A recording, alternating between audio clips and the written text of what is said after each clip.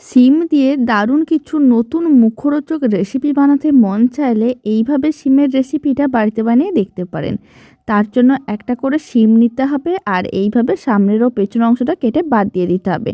আর এরকমই লম্বা লম্বা করে কেটে নিতে হবে। শিমটাকে ঠিক এরকম একটু লম্বা লম্বা করে কাটতে হবে, কিন্তু মাথার দিকটা যেন জয়েন্ট থাকে। সমস্ত শিমগুলোকে কেটে নেওয়ার পরে এখন দিয়ে দিলাম অল্প একটু লবণ আর হলুদ গুঁড়ো, আর দিয়ে দিলাম সামান্য পরিমাণ লঙ্কার গুঁড়ো। তারপর খুব ভালো করে সমস্ত কিছু এইভাবে শিমের সঙ্গে মিশিয়ে নিতে হবে, এতে শিমগুলো নরম হয়ে যাবে। এদিকে একটা মিক্সিং বোল নিয়েছি, তার মধ্যে দিয়ে দিলাম বেসন আর দিয়ে দিলাম চালের গুঁড়ো। এখন স্বাদ অনুযায়ী লবণ, চিনি আর দিতে হবে হলুদ গুঁড়ো, লঙ্কার গুঁড়ো। চা চামচের 1/4 ভাগ করে আমি দিয়েছি। এবার আমি অল্প একটু চিলি ফ্লেক্স দিয়ে দিলাম। আপনারা চাইলে ঝাল লঙ্কার গুঁড়ো দিতে পারেন বা কুচনো কাঁচা লঙ্কাও দিতে পারেন। সমস্ত শুকনো উপকরণ ভালো করে মিশিয়ে নিতে হবে। তারপর অল্প অল্প জল দিয়ে একটা মিশ্রণ রেডি করতে হবে।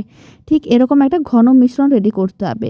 আর একটা শিমকে ব্যাটারের মধ্যে ডুবিয়ে এইভাবে গরম তেলের মধ্যে দিয়ে দিতে হবে।